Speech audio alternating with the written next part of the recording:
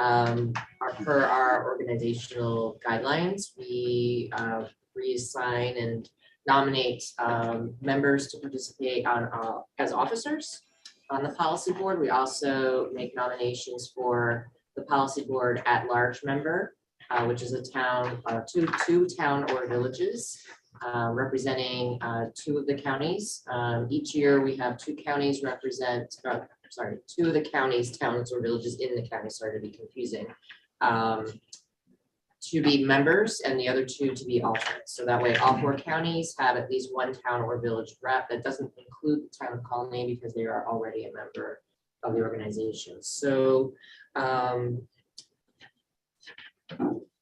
I'm missing a sheet of paper. Let me go grab it real quick. I apologize.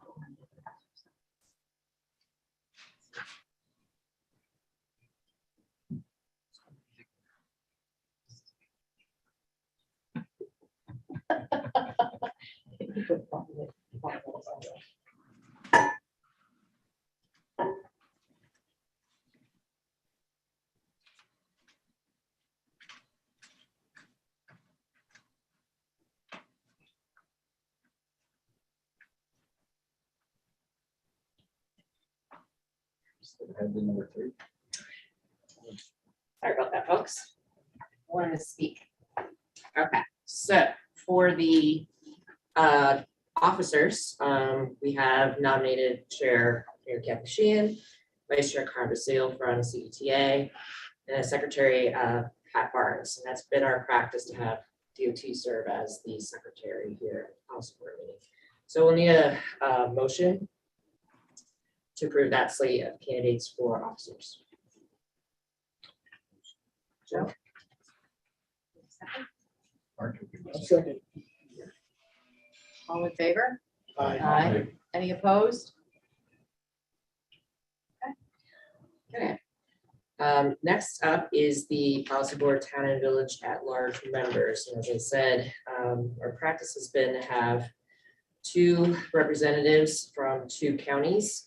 Current members right now are Phil Barrett from town of Clifton Park and Tom Gifford from the village of Scotia. They will be rolling off of the policy board.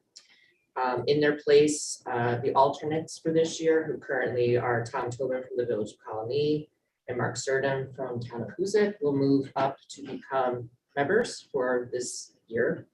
And the nominees for the alternates are Mark Hammond from the town of Malta, who's the current new supervisor, and Chris Cotsley from town of Glenville. No.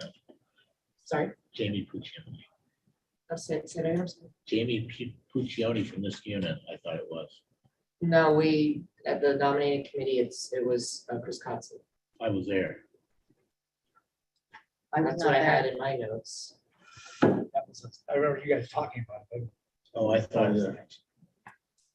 All right. No, because I nominated her.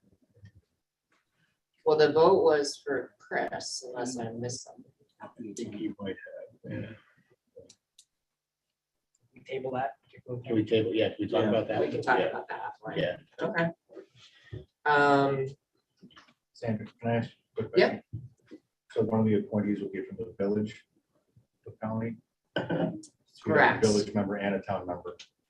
That's Okay. correct. Yep. So, so we'll table the Chris Cotsley nomination, but for the other 3, we'll need your Motion for the other 3. All in favor? Aye. Any opposed? we'll circle back to the Glenville nomination. And then finally, on the planning committee, the nominations of at-large town and village member alternates. We have a proposal as well as a nomination. So the proposal is, according to our operating procedures, the planning committee at-large member is supposed to rotate annually and be nominated by the administrative or the nominating subcommittee of the ANF. Peter Comenzo, for whatever reason, has been nominated since 2015 to serve in this role. So we wanted to propose that we go back to having a rotational town and village member at the planning committee, given that there's so many active participants at the town and village level. And then have the alternates be whoever was the most senior that would be available to attend that meeting. So we go through that list of nine or 10 folks that attend planning committee regularly.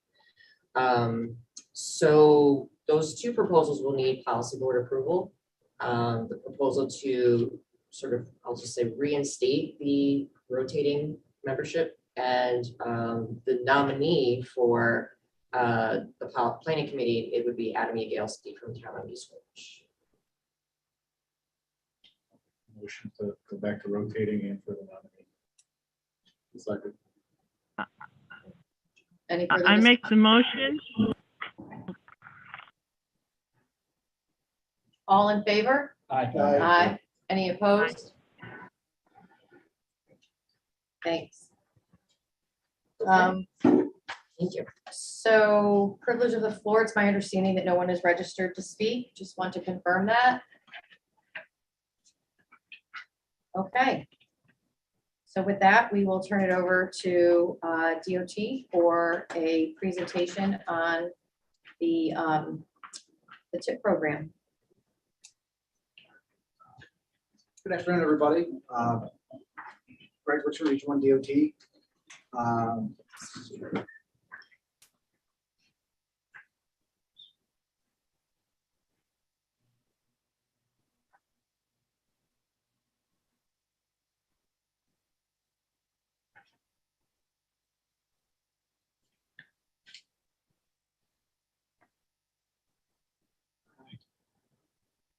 So for those of you that were at the planning committee meeting where I presented this, it was in a slightly abbreviated version of the same thing of where planning targets come from.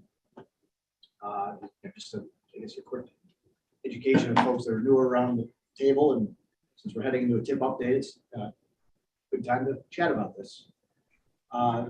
So planning targets actually not just straight out of the highway bill as we all would think, all the news out of Washington, the big highway bill.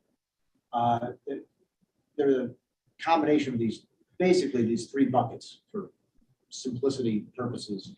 But the one thing to note is that with every highway bill is also an obligation authority that comes later, and the obligation authority is never quite 100% of what the bill says. It's usually in the 90s, high 90s are pretty normal for obligation authority, but there's actually a slight reduction in what ends up actually available.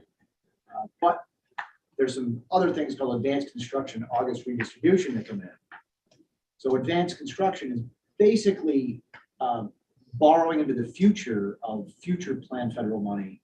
And we're allowed to borrow up to 2 years of future anticipated federal funds. And this sounds like not the best idea in the world, but actually it provides some nimbleness and flexibility for New York State or any state that strategically does this to maximize the funding they do get every federal fiscal year. So it's good to always be borrowed ahead to some amount of money. So the borrowing ahead does get put into the planning targets. Here's why it's good to borrow ahead. Because every August, there's money unused around the country that Federal Highway looks around to states and says, who's likely going to obligate all of their funds? So the feds come around to New York State and say, here, New York, do you want some amount of money from other states? It's a large sum. And it's tens of millions of dollars each year. And because we're borrowed ahead, we can basically use that borrowing ahead to immediately obligate the extra funds from other states. Strategically a good move. So then DOT proceeds ahead to assembling planning targets. There's a lot of factors that go into this: federal performance measures, bridge conditions, pavement conditions, interstate. And then the other performance metrics we all subscribe to: safety and congestion, and there's a transit target. There's transit funds, but for the highway funds, there's all the other performance metrics that make up a lot of the pie of our planning targets. And we get after it strategically with multi-site preservation projects, then site-specific, more robust preservation and rehab projects, and then a handful of system renewal, which for DOT's priorities, we really go after bridge replacements as our highest priority renewal with the funds available. And then from there, from the federal highway bill standpoint, and the new highway bill kind of continues this trend, there is a definite focus on the NHS system, which NHPP funds are targeted for. So from the federal level, NHPP makes up the biggest part of the pie. And when you overlay it over how we assemble our planning targets, you can see it kind of matches the strategies where we try to direct federal aid to as a priority. So, and then, what's left, after we try to do the system preservation and meet all the preservation targets of the Congress mandates, there's a certain piece of the pie left for the enhancements, renewal, and now if people choose more preservation. So then, here at CDTC, Region 1 is comprised of 8 counties. So I kind of tried to give you the regional picture, and then a piece of each slice is represented here at CDTC. From there, I did want to touch very briefly on the highway bill and what it does mean for New York.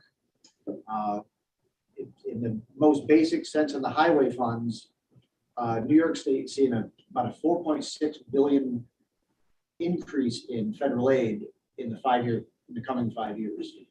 Now, as that represents a lot of money, what is shown here is a 52% increase. There's also a large backlog of major statewide significant projects across the state, and also with some of those projects may be coming to Region 1. I think Liston Avenue's made the news in the governor's budget announcement, but the statewide significant pool of projects is likely going to use up most of that 4.6 increase. But what that does is it gets after these major priorities while keeping the core program held whole. So the highway bill really is a good thing for the state overall. So at the end of the day, when we see planning targets, we're told to expect a modest increase on the funding of the program as part of our tip update here. With that, are there any questions?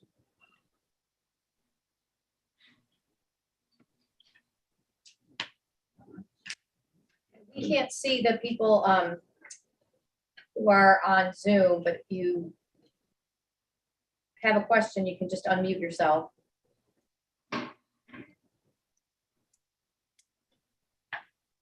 Okay, hearing none. Thank you very much, Greg. Appreciate that. We're all looking forward to spending that money. So now let's move on to our UPWP review, and we anticipate approval. Yes, so let me try to zip through this very quickly in the interest of time. So we have been in the process of updating the Unified Planning Work Program since the fall of last year. As a reminder of what the UPWP is, this is basically our work program that documents the different planning tasks that CDTC and our regional partners will be undertaking in the region in the coming year. We operate on a fiscal year, April 1st through March 30th. And we build the UPWP based off of the principles and priorities of our Metropolitan Transportation Plan, which is New Visions 2050. And it's also related to the development of our Transportation Improvement Program in terms of modeling and other tasks that help set up and generate TIP project ideas.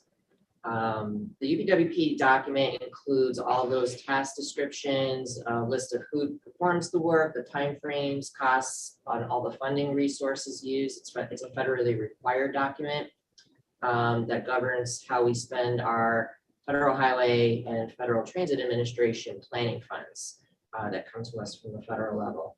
As I said, we started in the fall where the policy board authorized the solicitation for the UPWP. Our planning committee in October reviews and approved the issuance of the solicitation. We had a workshop. The proposals were due in November. All the proposals needed to meet FAST Act eligibility requirements. This occurred obviously before there was an infrastructure bill. Again, had to be consistent with our New Visions plan. We requested fund project proposals in 3 categories. Our Linkage Program, which is our traditional community planning program with a maximum total project cost per request of $100,000. Regional plan implementation projects, which would come from CDTC regional plans like the Capital District Trails Plan, the Regional Freight Plan, our Safety Plan, with a maximum request of $150,000. And then some community planning technical assistance that can be small scale, locally driven planning efforts maxed out at $30,000. That solicitation led to 6 proposals for funding, 1 in the regional plan implementation category from the town of Hoosick, and 5 linkage program planning studies. The planning committee and the staff went through an exercise. The staff evaluated them. We presented them to planning committee last month, and the projects highlighted in bold were recommended for funding and are included in the draft UPWP that went out for public review. Those are in the town of Hoosick, Hoosick Roads Transportation Infrastructure Planning Project, and 3 linkage studies, 1 in the city of Schenectady, 1 in the town of Brunswick, and 1 in the village of Colony. In December, while we were going through that evaluation process on those proposals, NISDOT issued the guidance document and the funding allocation estimates. And at the time, what we knew in terms of the impact of the new infrastructure law was that our planning resources on the federal highway side were projected to increase by about almost 36%, while on the FTA side at the time, we were estimating at about a 1.1% increase. However, we have since learned, really just within this last week, that the funding allocations are not yet truly available from the FTA for fiscal year 2022. So it could be that we get actually more resources should they be allocated at the federal level, at which we have to program them in the UPWP. So we may be coming back to you with an amendment sooner than later. That being said, we spent the month of January preparing the UPWP. We had to integrate all the federal planning factors and New Visions principles. We had to address the new planning emphasis areas related to the infrastructure bill and some other priorities of the Biden administration. Most notably, I'll point out that the complete streets requirement in the bipartisan infrastructure law now requires that we spend 2.5% of our planning resources here for complete streets planning. So that's now every MPO in the country having to do that. We already had been doing that here at CDTC, but this sort of codifies it for all the MPOs. Other sources of input to the UPWP draft was through community meetings and our advisory committees. All of those existing regional plans that I mentioned that have been produced through the New Visions process. And then, staff identified needs that have emerged from interactions with our partners, some community groups, organizations, and others in the region. And that brought us to February, at which our planning committee reviewed and approved a draft UPWP and opened a public comment period that began February 2nd and ended yesterday, March 2nd. We did hold a public workshop during that time, and we put information out there through a number of avenues, and we received probably the most comments we've ever gotten on a document that's not the most exciting of documents, but nonetheless, we received 2 comments live at our workshop. We received 10 emails, 1 letter, a Google Voice message, and 17 social media comments. Many of these comments were related to the I-787 redesign proposal that one of the local community groups has. And we'll talk about that as I walk through the draft. So what's in the UPWP as proposed? These are broken out by our program categories. So in the interest of time, I won't be going through every one of these, but this first program category is really the core of our administrative work, managing the policy board and the planning committee, managing our linkage program and technical assistance programs, meeting our public participation and environmental justice requirements, building this UPWP. So all those sort of federally required programs and just our general program administration. The next category is general development and comprehensive planning, which really is our data resources, as we call it. So supporting our geographic information system, data collection, our pavement inventory work, and our partnership with CDRPC on maintaining capital region indicators, reviewing census data, and of course on GIS. The next category is sort of long-range transportation planning initiatives at a system level, so things that are sort of more regional initiatives in nature. That include maintaining our STEP model, which is a regional travel demand model, the climate change initiative, which is a new program for CDTC this year, infrastructure planning that we're going to put more emphasis on in this coming year, the Town of Hoosick asset management plan that we just mentioned. And then moving forward, we're going to start broaching the update of our new visions plan and performance measures and performance-based planning. At the project level, we have regional operations and congestion management and signal timing programs. These are sort of dealing with our congestion management requirements and looking at ways to optimize and sort of improve the reliability of the transportation system. And then we have some short-term transportation planning initiatives, which, short-term is an interesting term, but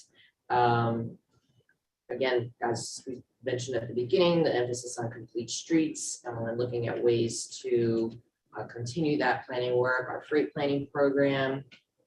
We have a consultant after finishing up on the Smart Communities program. We're starting a new program with respect to planning work related to health impact assessments as it relates to transportation. The Capital Codes, the safety program is continuing. ADA planning, active transportation planning is an evolution of what was our bicycle and pedestrian planning program, but now is morphing into other modes that are active transportation, like scooters, like e-bikes, these sorts of mobility tools. Implementing our Capital District Trails Plan, so completing the Patroon Creek Greenway Trail Study. And we have a Department of Energy program that we host here called Clean Communities. This is where the work to promote and implement electric vehicle infrastructure is done. These are additional resources that come to us to do this work through the Department of Energy, U.S. Department of Energy. A few other things, the Transportation Improvement Program, which is, you all know, is a major effort here at CDTC. This next category covers all of the initiatives related to that, including air quality, conformity, any travel demand modeling that we need to do, project development support. And then the planning emphasis areas are some hard-coded ones on the transit side, but are cross-pollinated with other topics here at CDTC, including the Human Service Agency Transportation topic, our general transit planning and TDM initiatives, safety planning, and resilience and security planning. We're going to be having more emphasis on resilience planning in this coming year. And the final category represents some specific, mostly consultant-led or staff-led, the GEIS or staff-led, the rest are consultant-led initiatives working with local governments on various planning activities. Many of the items on the slide are linkage program studies that are either underway, just being initiated, or of course the three new ones that we just funded for this year. So this is a summary of all the funding resources available to us. It's a higher number than it actually is, over $5 million, but that includes all of our contributions from local and kind services and matching contributions and some of the agreements that we have with local governments on various services that we provide. So that is a very high level summary of what's in the UPWP. In terms of the comments, I did want to point out Appendix B. There was a handout as you came in the room. For those listening at home, it'll be available on the website or from your office, not necessarily at home. We received a number of comments. With respect to 787, we received close to 20 comments on that, and kind of a push to consider additional study to redesign 787. I just wanted to point out the response to that we're going to, and added to this draft UPWP as a result of these comments, some resources to undertake some traffic modeling to refresh the work that was done and completed in the 2018 I-787 Hudson Waterfront Corridor Study. Given changes in traffic and other changes in the region. So we added some resources for that. We'll continue to monitor the infrastructure needs in the corridor in the long term, and we're going to look at some economic impacts of transportation projects and see how we can begin to calculate some of the other benefits, whether it be for this facility or other facilities in the region, an investment would make. So I just wanted to point those out. Does anybody have any specific questions or comments? The only other change I want to point out is we did find out just prior to the meeting that the policy board list that's in here, Kelly Hoffman is now going to be representing the Rensselaer County Legislature in place of Mike Stammel, who's the basis switch places. So we'll make that an adjustment. Questions or comments? I thought it was a good process this year to engage stakeholders the way we did. And also giving communities an option to submit projects directly. Thanks. So if the group that is, wanting to do a redesign of 787 wanted to access planning dollars for that, they would have to do that through one of our members. Correct. It would have to be originated either from the city, the DOT, or one of the other member agencies.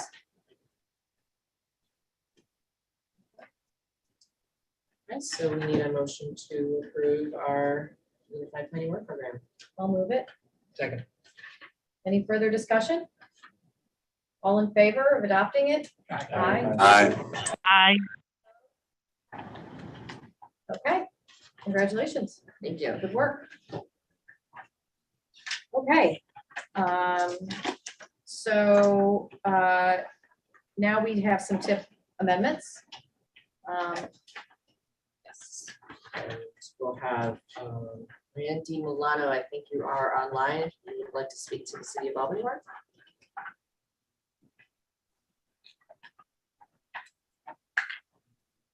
Sure, Sandy, thank you. We discussed at the planning committee that there were just a lot of conflicts, unknowns with private development projects coming up in that corridor. And there's a need for gas infrastructure replacement with National Grid. So the city, we decided to forego that federal aid project for Henry Johnson.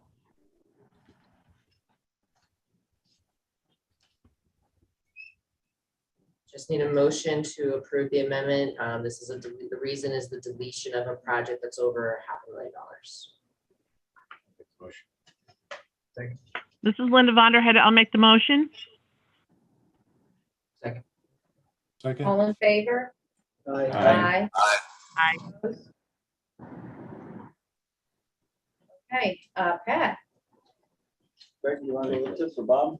Yeah, I can take these. Do we want to take the three DOT ones as one action? sure, why don't we do that?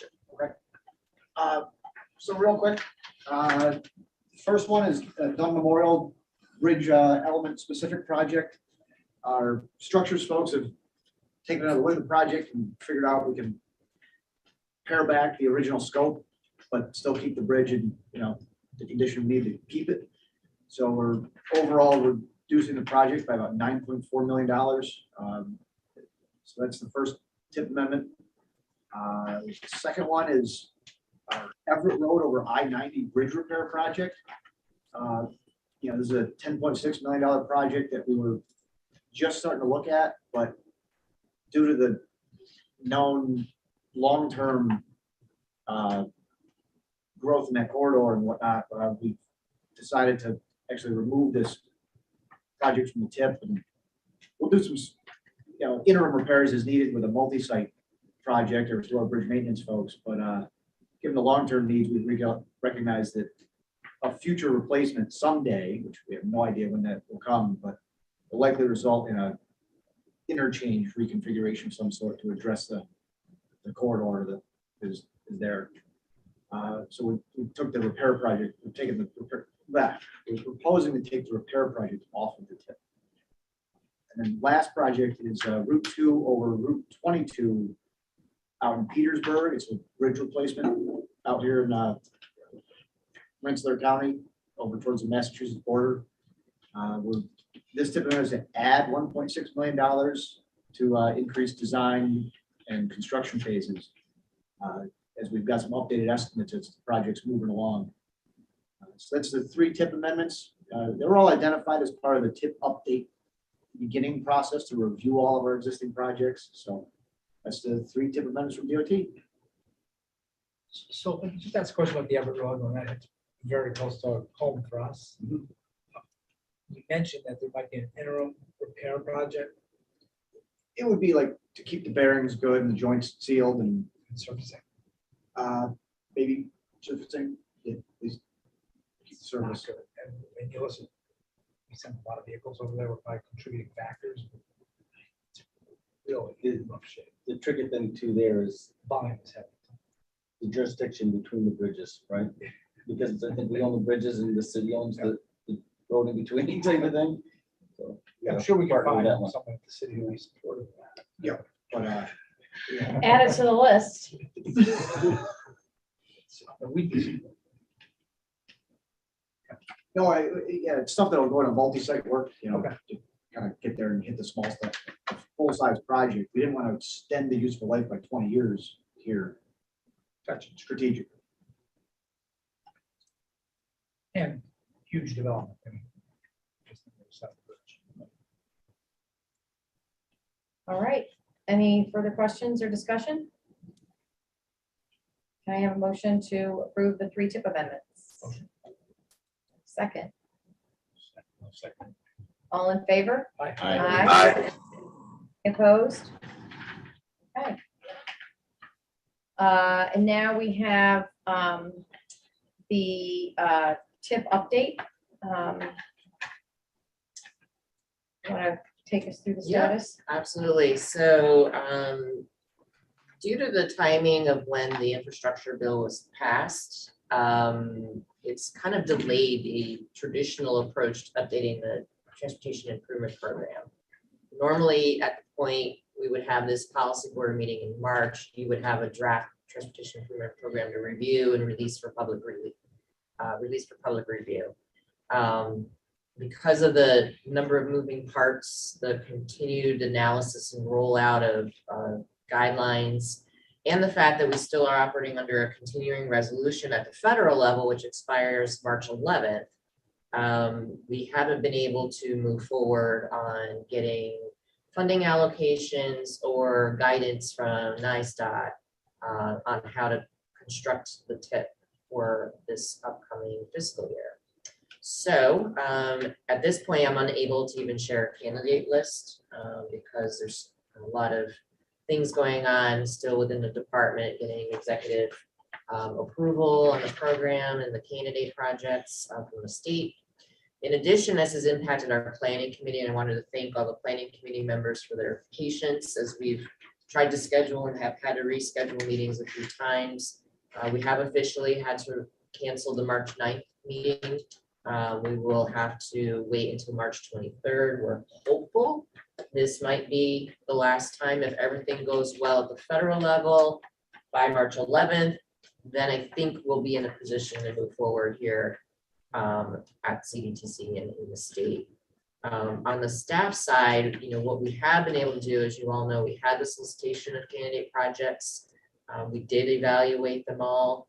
We've sent them to you individually to provide feedback, made some adjustments to the scores, and we're ready to work through building a new tip once we get the thumbs up, basically, from the department.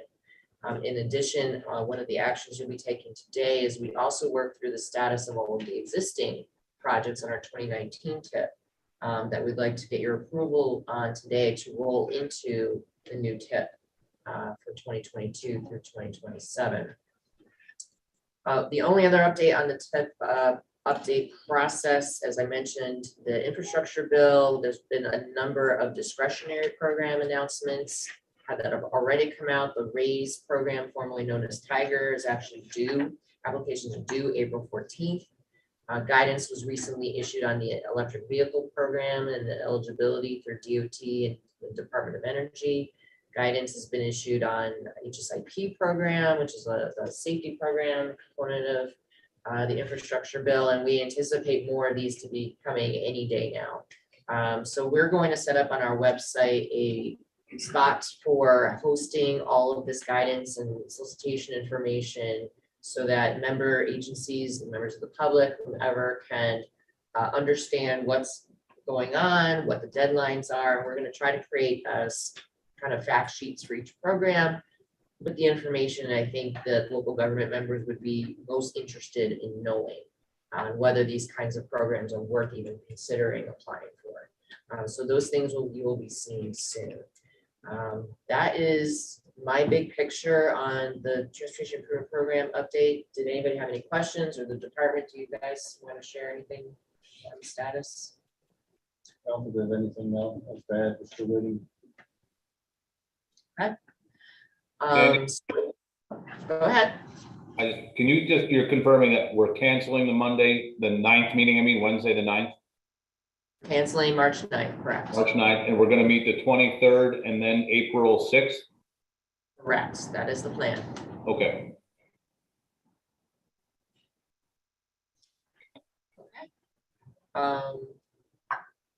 That's all on the status of the update. We'll move on to the next item, the RollIn. Jacob will review the project RollIn.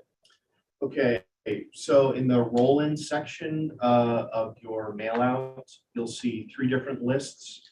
The first list is our list of projects rolling onto the new 22-27 tip.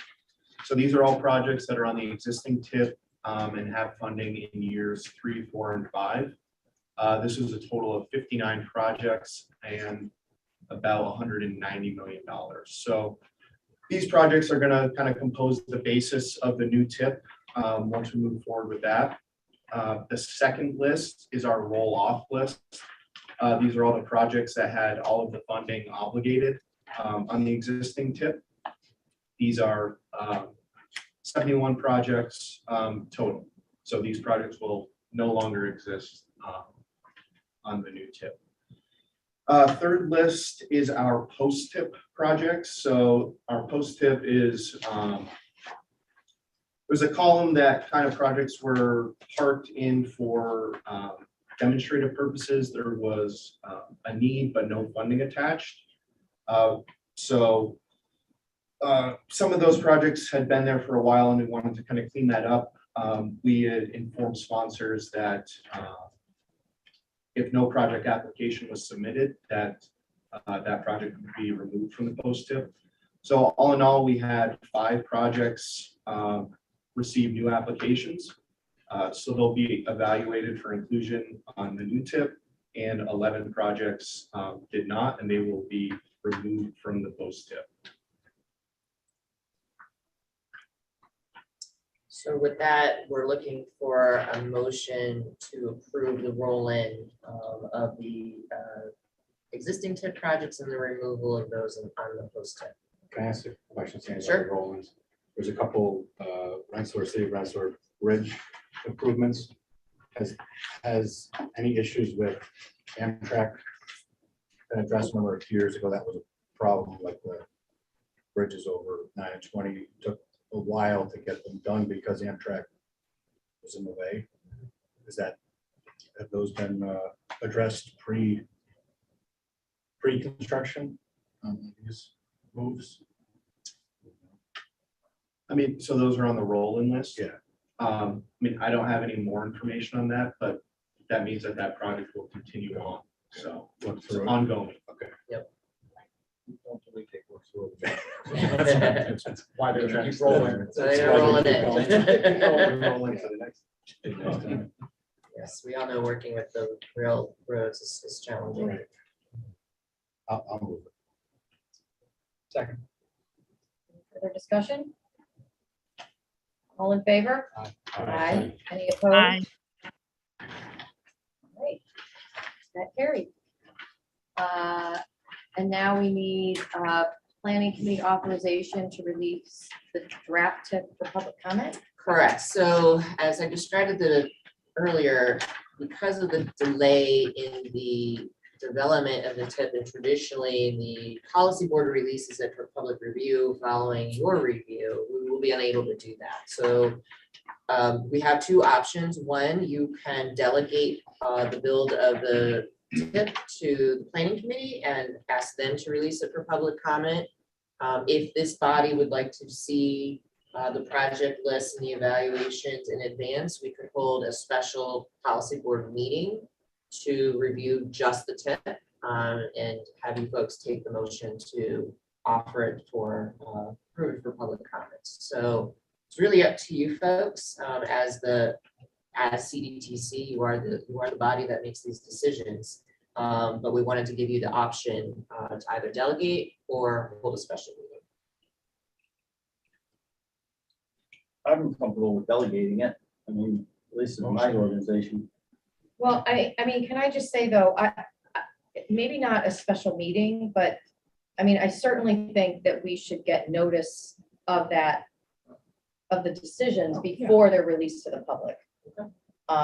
So, you know, if we could have a, build in a, 24 to 48 hour pause, just, if there is something that any of us have questions on, once it's out to the public, then, our phones could start ringing and I don't think any of us want to be surprised. So I don't anticipate that we will be, but I think we just like to get that list in advance. Okay. About a 48-hour buffer. 48 hours, does that work for members? Just what is the timing going to be anyway? As far as being done with this, releasing it, what are you looking at? Well, it really depends on when we can start. I think we really can't wrap it up and get it out for public review any later than that May planning committee meeting, that first week in May.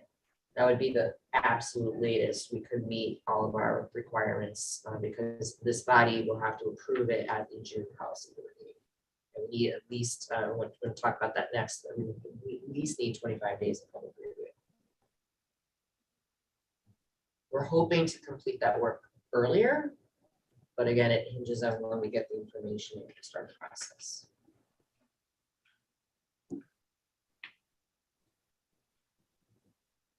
Okay. All right, so we'll need a motion to delegate this to the planning committee with a 48-hour opportunity to review and comment. Great. With that. Second. All in favor? Aye. Any opposed? Aye. All right, that carries. All right, Jen, I think I see you up there.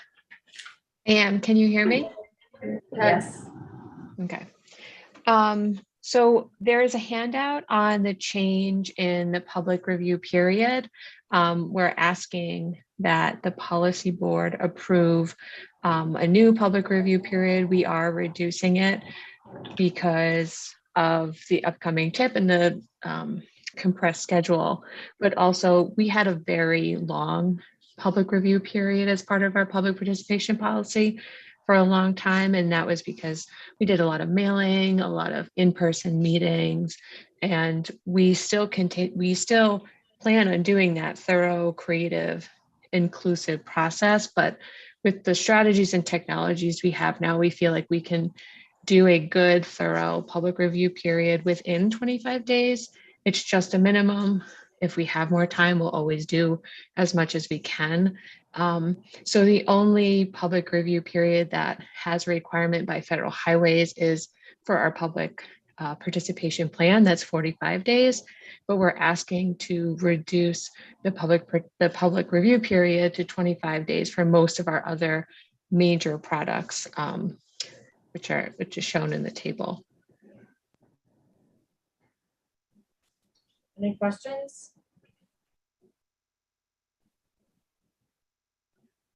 Okay. I have a motion to amend the public participation plan. I'll move it. Second. All in favor? Aye. Any opposed? Okay, great. Thanks, Jen. Thank So now we'll go through the status of our planning activity. Sandy, did you have anything else to? I just wanted to mention that since this group last met, we have 2 new hires here at CDTC. Stephen Maples has joined us. He hails originally from Georgia, lived in the New York City area, most recently at the New York City the NTA, actually, the NTA. And also Chaim Simon, he is a new, just recently graduated student from University of Seattle at University of Washington at Seattle.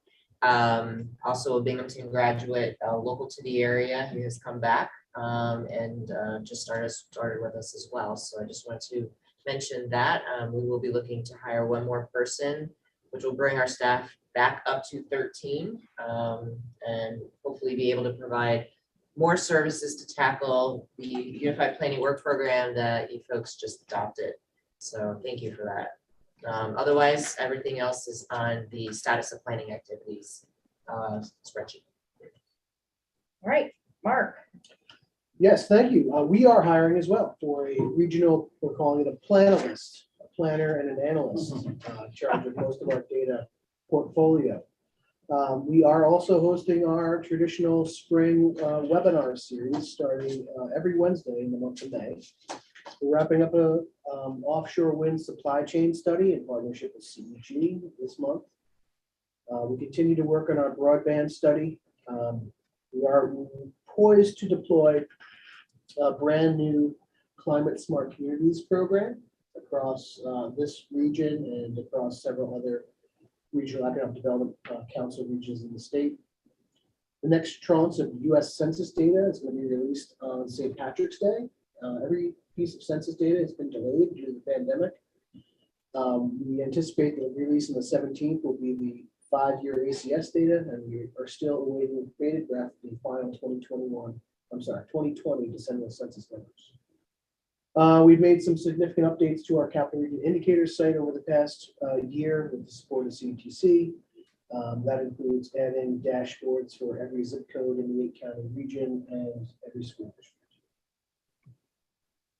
And in the summertime, we'll also be hosting a program in partnership with CDTC and CDTA called Future Leaders in Policy and Planning, where we take high school, college-bound kids on an experiential journey of what their careers could look like in public service and planning. Great. Thank you. Any questions? All right. Harm. Thanks, Mayor. 2 or 3 things. You may have heard about our possible expansion into Montgomery County. That continues to move forward. Assuming adequate state funding in the final budget, that will happen probably 3rd quarter of this year, around Labor Day. Been a long haul, but I think we're gonna get this done. Much needed mobility service, particularly in the city of Amsterdam. In the spring, you will notice construction beginning on Washington and Western Avenues in the city of Albany as the third BRT line is set to come about. Begin operation in 23. That will include a busway through Harriman and New Albany. So while our study of exclusive bus lanes goes on, there's actually one going to be happening. A little different, it's not sure that running through a city street per se, but progress. So that will give us 40 miles of bus rapid transit. We had an event this morning. If you had asked me 15 years ago if that was achievable, I'd say doubtful. But it's been very achievable. We're also right now studying where else could bus rapid transit be feasible in the region. So a lot of good work there. And then lastly, the spring complement is getting ready to roll. Bikes. We're in season 6 of our CDTC bike program. And it is hard to believe. And this year will include some e-bikes. So we're going to deploy e-bikes. Our scooter program, which we piloted last year, will be a regular offering. And we get a little sneak peek this morning at our car share program, which will debut sometime probably late spring. And we're calling it Drive. So a lot of new things going on. It's hard to keep track of some of the offerings, but people who work for me are smarter than I am and do a great job.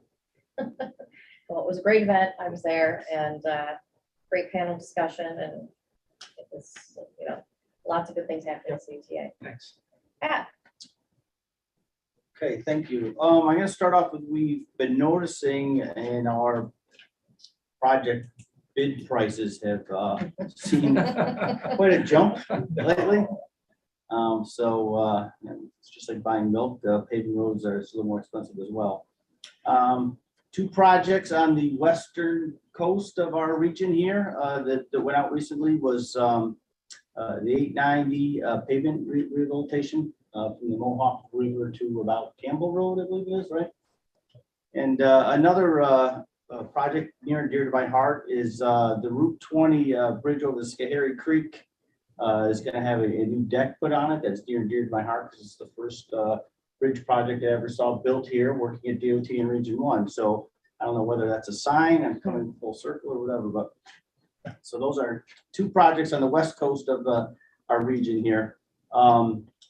We are also hiring, and I just want to bring up some names. We named Craig Blake our new regional construction engineer.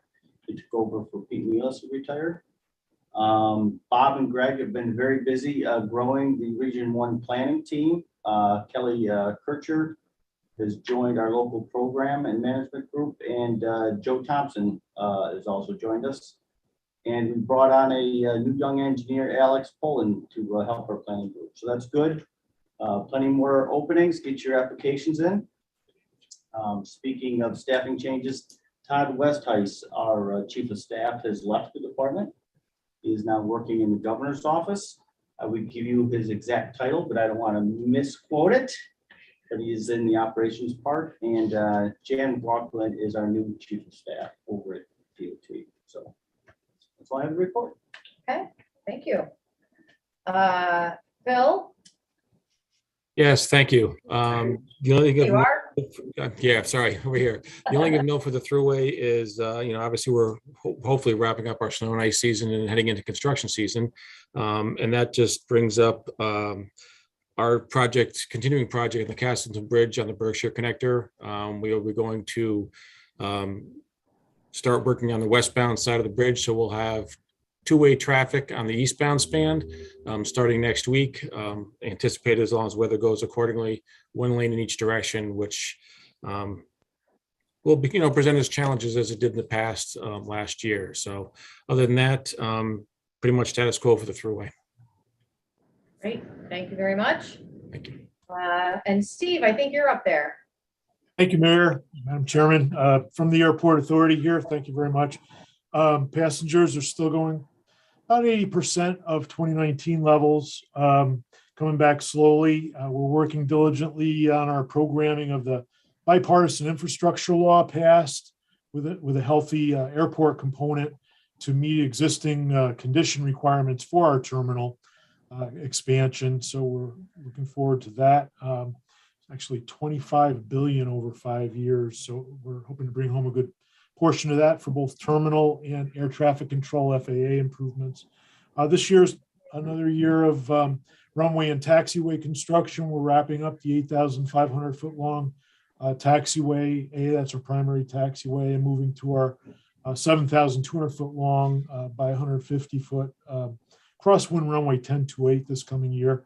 Also advancing the master plan. We've got a nice public website, and there'll be meetings this summer. The website is alb-master-plan.com if you want to take a look at our programming, highlighting existing and proposed facilities on that site. Also a lot of technical working papers there.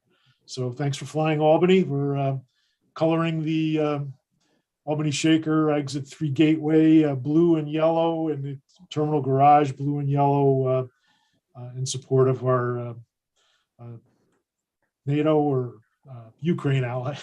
So with that, I'll close my report. Thank you, Mayor. Great, thanks so much. A lot going on, a lot of jobs up there. Okay, Pat, you are here, so Okay.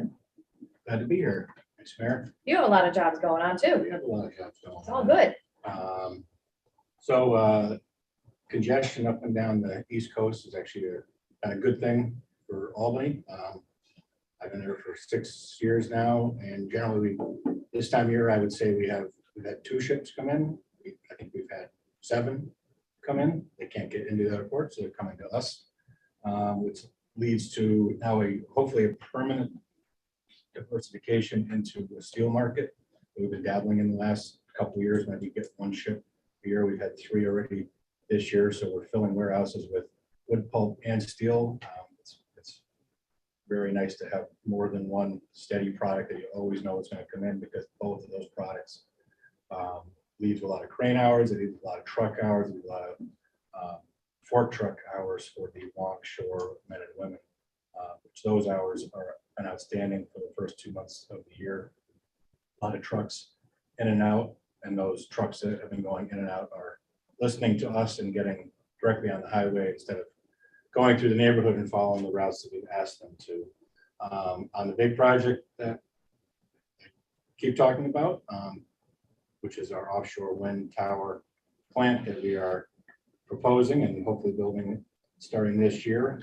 2 big hurdles were overcome just this week. On Tuesday, the Bethlehem Town Planning Board approved our final environmental impact statement as complete.